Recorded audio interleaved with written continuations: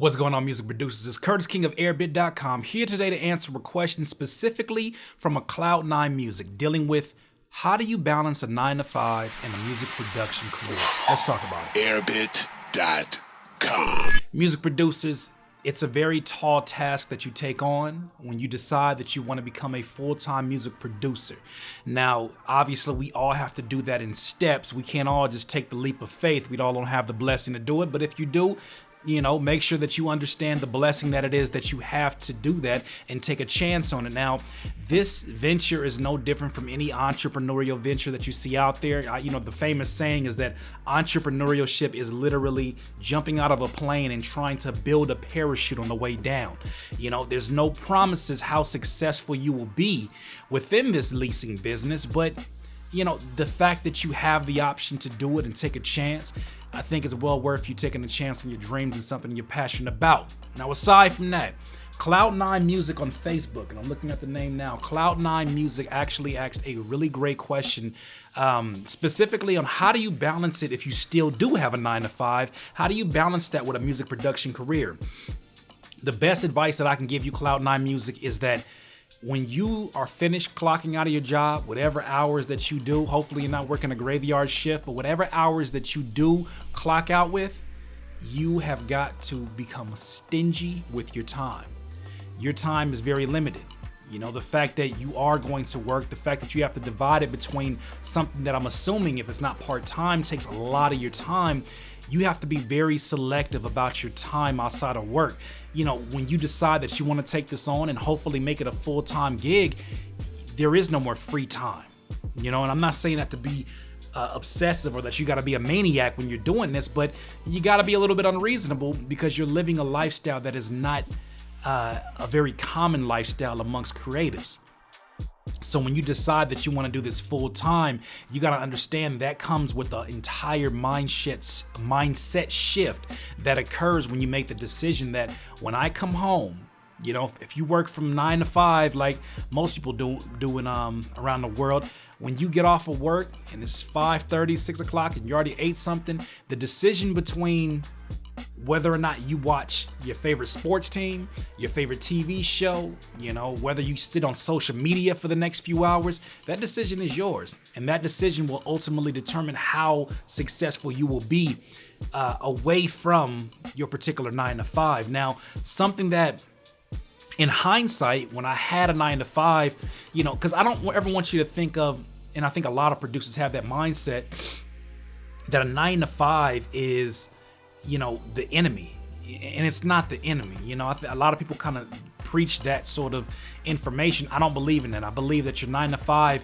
is your angel investor. It's a matter of you looking at it like your angel investor. Your 9-to-5 buys you more time so that you're able to take care of your responsibilities without stressing, and that you actually have a home or have equipment that you can upgrade with. If you start treating your job like a angel investor, you'll use the time that you have away from your work a little bit more productively. You won't look at it like, oh my God, all the time is clicking down.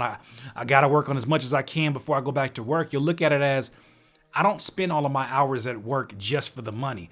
This money gives me opportunity, which in turn I can now invest back into my ultimate dream.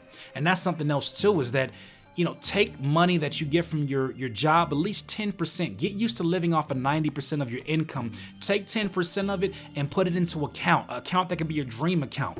This is something to where I would even consider this an account that you save money in, and if you get a little extra money, say you get a bonus, say you get some kind of money from somewhere else that you weren't expecting, your tax money, put it all into this account. This account represents your freedom account. This account is going to be one day the money that you have to live off of for 4 to 5 months while you try to figure this business out when you finally do take that leap of faith. And I do suggest that you try to save at least about 4 or 5 months worth of your salary from work, so that you can do this full time. Now, for those of you that are like, okay, I'm a little bit far away from that, Curtis, what do I do right now to balance it? Let me tell you what you do right now to balance it. You pick days for specific tasks, okay?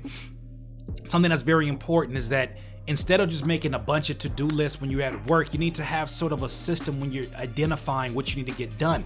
Maybe you say this week, and I've talked about this on videos before, maybe this week you say, I'm going to make one dark trap beat, one happy trap beat, and some oddball beat that takes me out of my comfort zone just for growth. Just because you never know what beat to take off and start selling.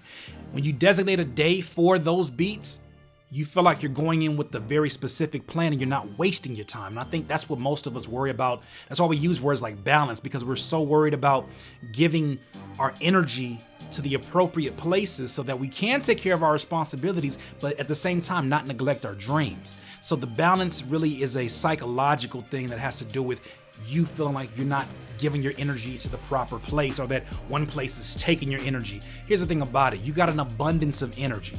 And you got to start thinking that you have an abundance of energy, because that abundance is going to create a domino effect into everything that you put your hands to.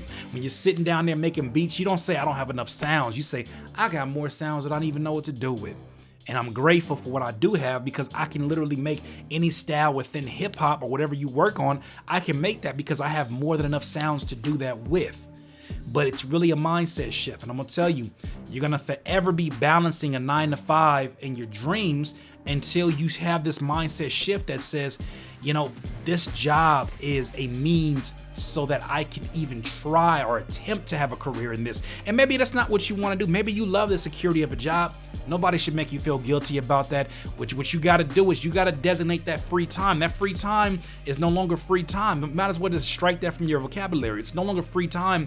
That is time that, you know, most people who work your job probably will use that time to go to a bar and drink with their friends or whatnot, or use that time to go, you know, kick it with their friends. And I'm not saying don't kick it with your friends, but I'm saying if you want to live an extraordinary life one day, you're going to have to make extraordinary sacrifices along the way. Sometimes that involves, most times it involves sacrifices in your 20s, especially in your early years, but in your 20s and your 30s, that's the prime time years that you're gonna be making a lot of sacrifices with. Maybe you can't go out every night. Maybe you can't go to the club. Maybe you can't, you know, go to every event that's around you, because you know what? You gotta hone in on the time that you do have and take full advantage of it. But plan your time out, be specific about the results that you want, understand why you want them, and then also from there, you know, just start figuring out doable lists. Don't make 15, 20 different things you want to do in a week. Make them lists that you can actually accomplish, because that sense of accomplishment will help you build momentum, which in turn, after building momentum, you'll start to have a sense of confidence, and then you'll go to work with this extra boost of energy, knowing that you're going to take care of the responsibilities of your dream, but also to your obligations to take care of your overall responsibilities as, you know, head of your household or just head of yourself.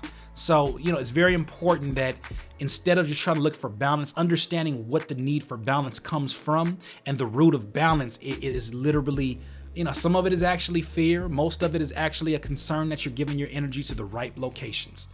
Comment below, help our friend Cloud9 Music out and help him along his way. Maybe you've done something that's a system that works for you. We'll share that in the comments, and we certainly encourage engagement.